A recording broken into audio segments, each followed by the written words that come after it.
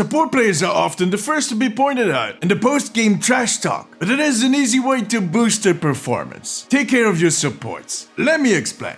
Hey guys, I'm Dimsies from the Omnic Post. This video is a bit of a personal reflection. Something I've been chewing on for the last few weeks, but it always has been on my mind. Support heroes have always been a huge topic in Overwatch, and especially in Overwatch 2. For one, they are underrepresented, something that Blizzard is fixing. And second, supports have quite a hard time staying alive, which Blizzard also fixed to a certain extent. The reason why supports had such a difficult time staying alive is because they play a pivotal role in the game. Supports can make a huge difference in any team. Eliminate just one of them and the team crumbles, especially in 5 vs 5. So a smart enemy team will always go for your supports first. A team that tries to focus the enemy tank is basically wasting everybody's time. On the other hand, a team that is not helping and not defending their own support players are just plain and simple d***bags. Pardon my French. I saw this clip not too long ago on Reddit.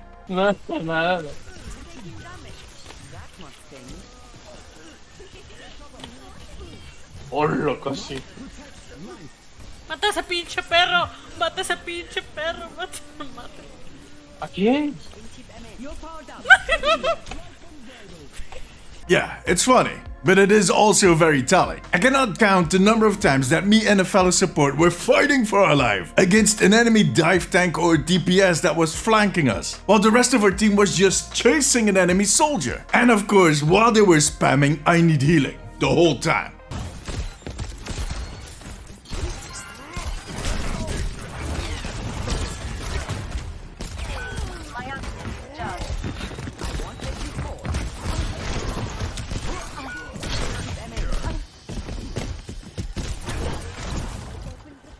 It's a good thing I have a heavy desk, because I would have flipped it a few times already. And sure, supports can do a lot to stay alive. Just know that when they're fighting for their own lives, they're not helping you. But anyways, let me give you a few of my personal tips. A few pointers, a few things to look out for. Let's have a look. The first one is rather obvious. When a support hero cries out, "I need help," that is usually a bad sign. That thing is triggered automatically. That should tell you something. At that point, the support player is so busy to try and stay alive that the game just yells out, "Oi, dip! Your Ana is getting punched in the face by a 7-foot gorilla. Help her out." And at that point, answering that you're kinda busy is not an excuse. We're not building an IKEA closet back here, or counting the number of leaves on a dandelion. We are dying, you dumb. Second, keep line of sight in mind at all times. I used to play a lot of World of Warcraft, and line of sight was kind of big. It kind of traumatized me. It was both a gift and a curse. And it isn't any different in Overwatch. Maybe you don't know that, but Ana's darts cannot fly around corners. Mercy's beam cannot connect to you when you're behind the wall. And sure, Mora's orb can follow you a little bit into those really dark and mysterious corners you keep crawling. But come on. Even that orb has its feelings, okay?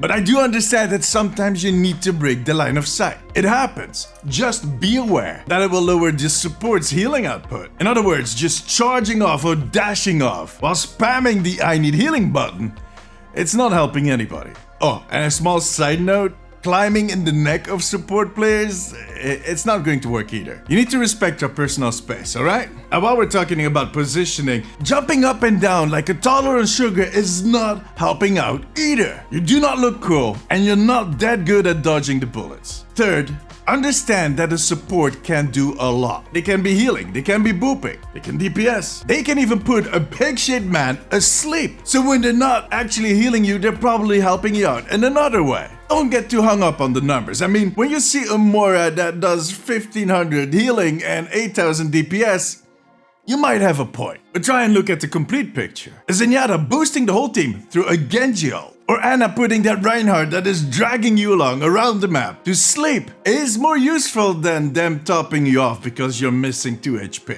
Which kinda brings me to my fourth point. When an Ana is pinging a sleeping Hanzo, don't just step over him to get to the enemy Sigma. Kill the freaking samurai. That Dutch guy is going to be there. Don't worry, he's going nowhere. He's not even wearing shoes. Where would he go?